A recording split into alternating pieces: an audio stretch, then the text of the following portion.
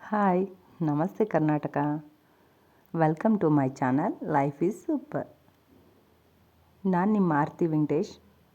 ಎಲ್ಲರೂ ಹೇಗಿದ್ದೀರಾ, ಚೆನ್ನಾಗಿದ್ದೀರಾ ಅಂತ ಭಾವಿಸ್ತೀನಿ. ನಾನು ಕೂಡ ಚೆನ್ನಾಗಿದ್ದೀನಿ. ಇದು ನನ್ನ ಫಸ್ಟ್ನೇ ಪಾರ್ಲರ್ ವಿಡಿಯೋ ಆಗಿರುತ್ತೆ.